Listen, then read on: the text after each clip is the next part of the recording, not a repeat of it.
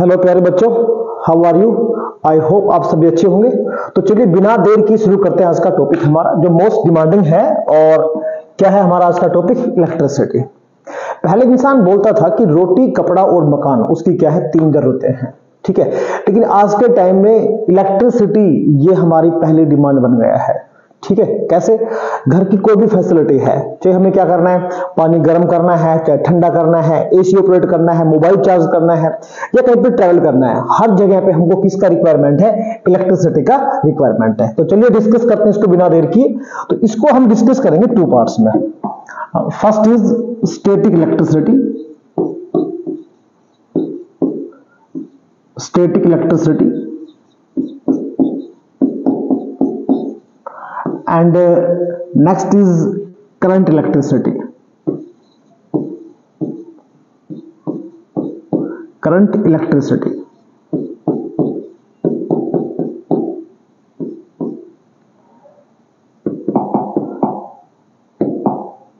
Next is current electricity. Static electricity क्या है? This is the study of charge at rest. क्या है ये? Study of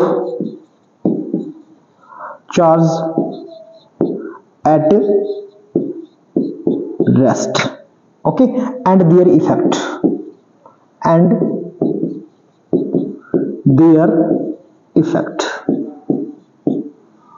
और करंट इलेक्ट्रिसिटी क्या है? स्टडी ऑफ चार्ज, ये है study of charge in motion and their effect.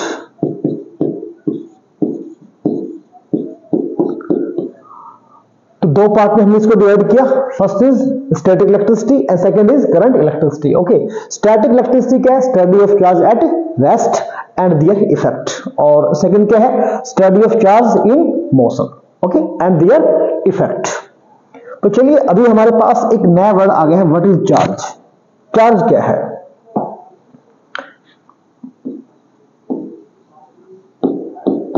What is charge? देखिए ये तो आपने सुना होगा कि चार्ज 2 टाइप के होते हैं, है ना? कौन से? एक है पॉजिटिव चार्ज और दूसरा क्या है? नेगेटिव चार्ज, ठीक है। मान लीजिए 2 ऑब्जेक्ट हमारे पास है और एक पे चार्ज कैसा है? पॉजिटिव है, दूसरे पे चार्ज कैसा है? नेगेटिव है। तो इनके बीच में क्या आती है? अट्रैक्शन आती है। और अगर दोनों पे सिमिलर काइंड ऑफ चार्ज है, दोनों पे पॉजिटिव चार्ज है, तो उनके बीच में क्या आती है? रिपल्सन आती है। मतलब चार्ज एक ऐसी प्रॉपर्टी है इलेक्ट्रॉन्स प्रोटॉन्स की जिसकी वजह से 2 बॉडीज क्या करती हैं? या तो अट्रैक्ट करती हैं या फिर क्या करती हैं? वो रिपेल करती हैं। ओके, तो यहां से डेफिनेशन बनाएंगे हम किसका? चार्ज का डेफिनेशन बनाएंगे। What is charge? Charge is enhancy property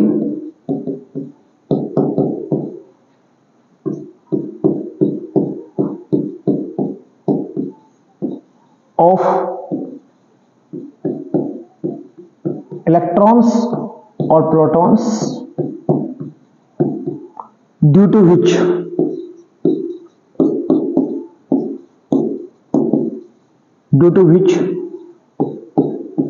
force, कैसा फोर्स हो सकता है? वो फोर्स हो सकता है अट्रैक्टिव और रिपल्सिव। अट्रैक्टिव और repulsive, due to which force is produced between 2 object, between 2 bodies या 2 ऑब्जेक्ट हम लिख सकते हैं। क्या है चार्ज?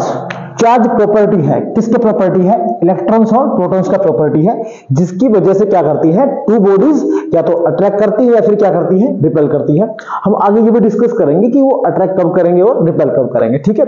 बट जनरली हम क्या बता सकते हैं कि अगर उनके चार्ज कैसा हुआ? अपोजिट काइंड का हुआ, एक पे पॉजिटिव एक पे कैसा हुआ? नेगेटिव हुआ, तो इन दैट केस क्या करेंगे? वो अट्रैक्ट करेंगे।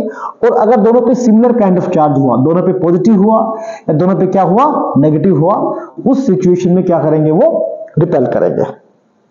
ओके, तो चार्ज का डेफिनेशन आपके सामने है कि क्या है चार्ज, इनहेंसिव प्रॉपर्टी है इलेक्ट्रॉन्स और प्रोटॉन्स का, जिसकी वजह से टू बॉडीज क्या करती हैं, अट्रैक्ट या फिर क्या करती हैं, रिपेल करती हैं। चलिए नेक्स्ट हम देखते हैं types of charge. Types of charge, तो चार्ज होते हैं जी टू टाइप्स के। फर्स्ट क्या है बच्चों, पॉजिटिव, और नेक्स्ट क्या है, negative type. Two type of charge है, first is positive charge, next is negative charge. Positive charge किस पे होता है, प्रोटॉन्स पे। Proton have positive charge and electrons have negative charge. Okay, और neutrons, what about neutrons?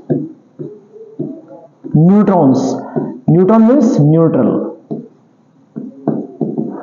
Neutral means no charge, neutral means no charge, इन पे कोई charge नहीं होता। ठीक है, अच्छा कितना चार्ज होगा इलेक्ट्रॉन्स और प्रोटॉन्स पे? तो प्रोटॉन पे चार्ज कितना, प्लस 1.6 इंटू 10⁻⁻19 कूलम, और इलेक्ट्रॉन पे, एक इलेक्ट्रॉन पे कितना चार्ज, 1.6 इंटू 10⁻⁻19 कूलम। यहां पे माइनस आएगा इलेक्ट्रॉन्स के लिए, और प्रोटॉन के लिए क्या आएगा, प्लस आएगा। ठीक है, और न्यूट्रॉन पे कोई चार्ज नहीं होता है। तो चलिए अभी हम डिस्कस करते हैं कि एटम पे कितना चार्ज होगा। Charge on atom, charge on atom, atom पे कितना चार्ज होगा?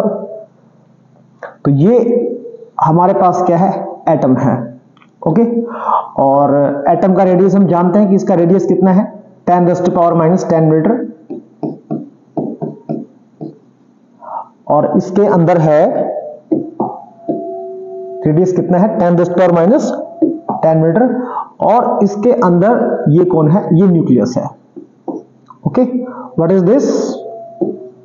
दिस इज न्यूक्लियस, न्यूक्लियस और ये कंप्लीट, ये सारे का सारा क्या है, एटम है। ठीक है, और जो न्यूक्लियस का जो रेडियस है, ये वाला जो रेडियस है, ये रेडियस है 10⁻15 मीटर। एटम और न्यूक्लियस कैसे होते हैं, जैसे क्रिकेट के मैदान में, ये क्रिकेट का मैदान है आपका, ग्राउंड है, उसके बीच में आप बॉल को रख दीजिए, तो जो बॉल है वो तो कौन है, न्यूक्लियस है, और ये जो क्रिकेट का जो ग्राउंड है ये कौन है, एटम है। अभी हमने फाइंड करना है कि एटम पे चार्ज कितना होगा। ठीक है, तो अब हम सब जानते हैं कि जो एटम है उसके अंदर नंबर ऑफ इलेक्ट्रॉन ये इक्वल किसके होते हैं, नंबर ऑफ प्रोटॉन के होते हैं। मींस जितना नेगेटिव चार्ज है, amount of negative charge, amount of negative charge ये इक्वल किसके है,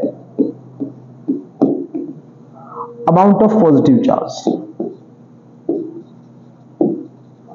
क्यों है ऐसा? क्योंकि number of electron and number of proton क्या है, इक्वल है।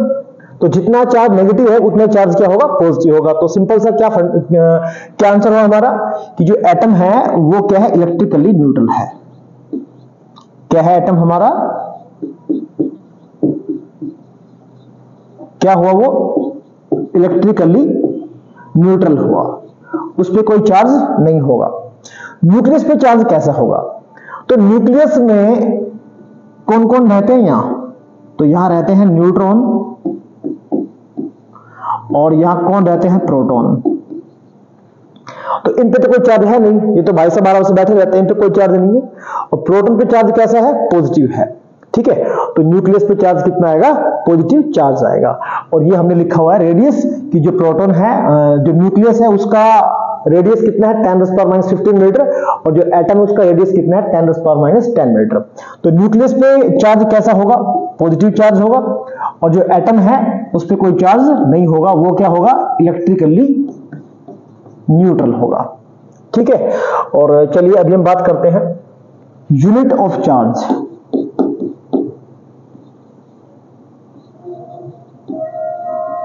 Unit of charge, coulomb, this is the SI unit of charge. क्या है ये? SI यूनिट ऑफ चार्ज है। ओके, और C से हम लिखते हैं इसका सिंबल, C इसका सिंबल है। और नेक्स्ट इसी में आएगा हमारे पास dimension formula of charge. Dimension formula of charge अभी थोड़ी देर में हम पढ़ने वाले हैं कि जो करंट है I वो इक्वल है Q बाई T के। तो यहां हमारे पास Q इज इक्वल टू क्या बन गया है? IT बन गया है। ओके, तो डायमेंशन फॉर्मूला क्या बनेगा चार्ज के लिए? करंट के लिए क्या हो गया है? एंपियर, और टाइम के लिए क्या हो गया है? T। तो डायमेंशन फॉर्मूला ऑफ चार्ज क्या हो गया है? AT हो गया है। ओके, अभी हम डिस्कस करने वाले कुछ प्रॉपर्टीज, कुछ इंपॉर्टेंट प्रॉपर्टीज डिस्कस करने वाले हैं चार्ज की। बेसिक प्रॉपर्टीज,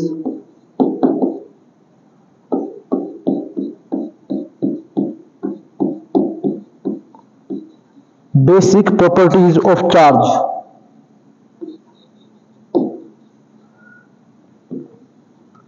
क्या है वो बेसिक प्रॉपर्टीज? तो फर्स्ट प्रॉपर्टी क्या है? Charge is additive. Charge is additive. Charge कैसा है? एडिटिव है। Next, charge is quantized. Charge is, या हम बोल सकते हैं conservation of charge, quantization of charge. हम क्या बोल सकते हैं? Quantization of charge.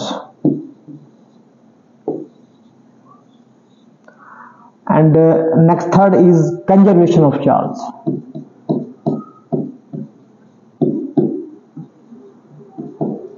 थर्ड क्या है? Conservation of charge. ठीक है, ये कुछ बेसिक और इंपॉर्टेंट प्रॉपर्टीज है चार्ज की, तो इनको थोड़ा ब्रीफली हम डिस्कस करते हैं। फर्स्ट प्रॉपर्टी क्या है? Charge is additive. मतलब क्या है कि सिंपली ये बॉडी हमारे पास है और इसके ना डिफरेंट पार्ट पे डिफरेंट चार्जेस है। बिल्कुल वैसे कि मान लीजिए मेरे पास यहाँ एक पॉकेट है, उसमें 100 रुपये है। वैसे पॉकेट आप देख रहे हैं कि है नहीं है, लेकिन कंसिडर कर लेते हैं ऐसा कि यहाँ एक पॉकेट है जिसमें 100 रुपये है। ये वाली पॉकेट में कितना है? 200 रुपये है, और इसमें कितना है? 300 रुपये है। तो मेरे पास कितना होगा? है ना, ये तो इंडिविजुअल पॉकेट्स में है ना, जहां पे 100 है, 200 है, 300 है, तो मेरे पास कितना होगा? तो मेरे पास तो कितना होगा? 600 होगा। तो 600 हमने कैसे किया? सबको हमने क्या किया है? ऐड किया है। जैसे हमने इस अमाउंट को ऐड किया है, ऐसे हम चार्ज को भी ऐड कर सकते हैं। ठीक है, थोड़ा सिंपलिसिटी के लिए मैंने ऐसा अज्यूम कर लिया कि यहाँ पे चार्ज कितना है? 3 कूलम है, ये चार्ज 2 कूलम है, ये चार्ज 4 कूलम है, ये चार्ज कितना है? -5 कूलम है। तो टोटल चार्ज इस बॉडी पे कितना होगा? सबको हमने ऐड कर लेना है। तो नेट चार्ज कितना हो गया है? Q हो गया है। सबको हम ऐड कर लेंगे, जितना भी चार्ज है। मान लीजिए कितना चार्ज है? Q1 plus Q2 plus Q3 plus Q4, जितने भी चार्जेस हैं सबको हमने ऐड कर लेना है। ठीक है, तो यहाँ पे सबको हम ऐड करने वाले हैं। तो जब इनको हम ऐड करेंगे तो क्या आने वाला है हमारे पास? क्या आने वाला है? अब देख सकते हैं 3 प्लस 2 प्लस 4 एंड प्लस, और वैल्यू कितना है? ये -5। और यहाँ पे हम यूनिट यूज करने वाले हैं चार्ज का। ऐसा यूनिट क्या है? कूलम है। तो हमारे पास जो चार्ज है वो कितना हो गया है? चार्ज ये 5 प्लस है, ये 5 माइनस है, कैंसिल हो गया। तो चार्ज इस बॉडी पे कितना आ गया है? 4 कूलम चार्ज आ गया है। नेक्स्ट है quantization of charge. Quantization of charge क्या है?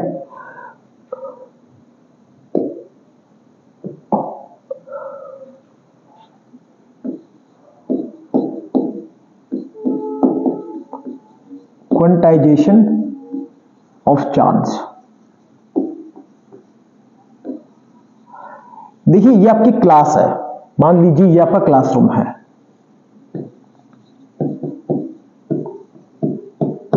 ये क्लासरूम है, पढ़ना नहीं है, सीखना है। ठीक है ना, सीखना है, क्योंकि सीखेंगे तो कोई भूलेंगे नहीं, पढ़ा हुआ तो भूलना है, ये निश्चित है ये बात। ठीक है, 70% एक दिन के बाद आप लोग भूल जाएंगे। तो सीखना है, देखिए ये आपका क्लासरूम है। क्लासरूम में मान लीजिए 30 स्टूडेंट हैं। अगर यहां से कुछ बच्चों को बोला जाए कि आपको रूम से बाहर जाना है, तो कितने बच्चे रूम से बाहर जाएंगे बताइए आप? या तो एक जाएगा, या दो जाएंगे, तीन जाएंगे, चार, पांच, छह, ऐसे जाएंगे ना। ऐसा तो नहीं होगा ना कि बच्चे फ्रैक्शन में बाहर जाएंगे कि क्लास से कितने बच्चे जा रहे हैं बाहर, 5.5 बच्चे जा रहे हैं, ऐसा हो सकता है क्या? ऐसा तो नहीं हो सकता। तो ऐसे ही एक बॉडी से दूसरी बॉडी पे जो इलेक्ट्रॉन ट्रांसफर होंगे वो क्या होगा? एक इंटीजर होगा। ठीक है, यहां से यहां मान लीजिए ए से बी क्या हो रहे हैं? इलेक्ट्रॉन ट्रांसफर हो रहे हैं, हम ऐसा अज्यूम कर लेते हैं। तो क्या होगा? वो इलेक्ट्रॉन कितने होंगे? 10, 20, 30, 50 ऐसे हो सकते हैं ना। ऐसा तो नहीं हो सकता कि 5.5 इलेक्ट्रॉन ट्रांसफर हो गए। ठीक है, फिजिक्स ना बड़ा इजी सब्जेक्ट है, इसको आप बिल्कुल सिंपल तरीके से सीखिए कि क्लासरूम है, एक क्लास से दूसरी क्लास में बच्चे जा रहे हैं, कितने बच्चे जा सकते हैं? तो इंटीजर ही जाएगा वो तो, ठीक है ना। In this way positive integer जाएगा वो भी कि 1, 2, 3, 4, 5, 6 इन दिस वे। तो क्वांटाइजेशन ऑफ चार्ज का मतलब क्या है कि अभी जो बॉडी इलेक्ट्रॉन को क्या करने वाली है? लूज करने वाली है, उस पर चार्ज क्या आएगा? पॉजिटिव। और जो इलेक्ट्रॉन्स को क्या करने वाली है? गेन करने वाली है, उस पर चार्ज क्या आएगा? नेगेटिव आएगा। अब बात यह है कि इस पर कितना पॉजिटिव चार्ज आएगा, तो उसके लिए क्या करना है? इस पर चार्ज आएगा Q इज इक्वल टू, इसके लिए हो जाएगा प्लस कितने इलेक्ट्रॉन लॉस किए? N। कितने इलेक्ट्रॉन इसने लॉस किए? N। और E क्या है? E है बेसिक चार्ज। E क्या है? बेसिक चार्ज, और जिसका वैल्यू 1.6 इंटू 10⁻⁻19 कूलम है। ठीक है, अच्छा इस बॉडी में चार्ज क्या किया है? इस बॉडी ने इलेक्ट्रॉन गेन किए हैं, तो इस पे चार्ज कैसा आएगा? नेगेटिव आएगा। इसको हम बोलते हैं क्वांटाइजेशन ऑफ चार्ज, कि बॉडी पे जो चार्ज होगा वो क्या होगा? Integral multiple of basic charge. यहीं पे लिख देता हूं definition, charge on a body, charge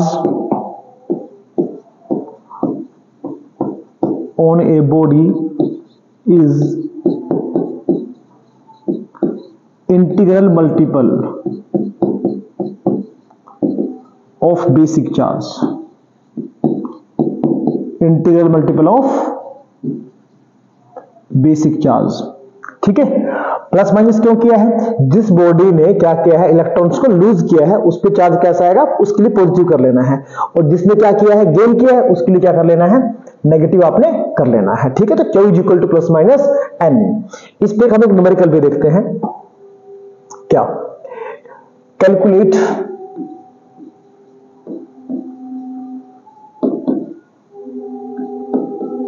the charge on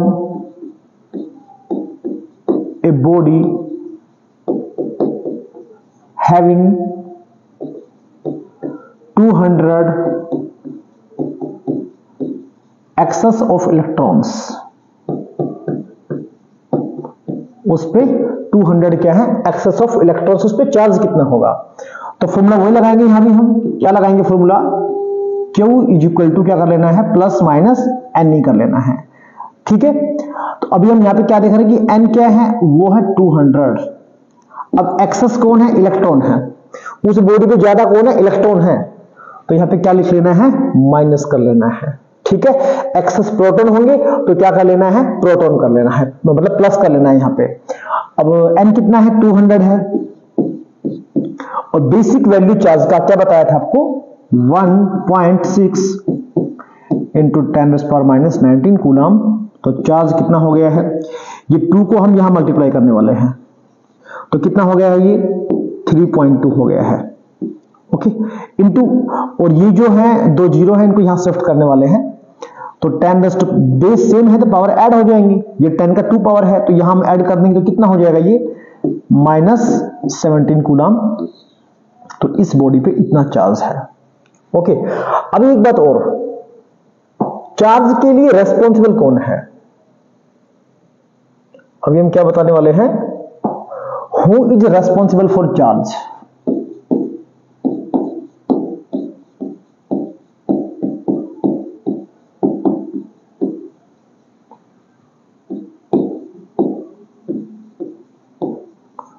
electron या प्रोटॉन, अभी न्यूट्रॉन भी तो चार्ज है ही नहीं, है ना।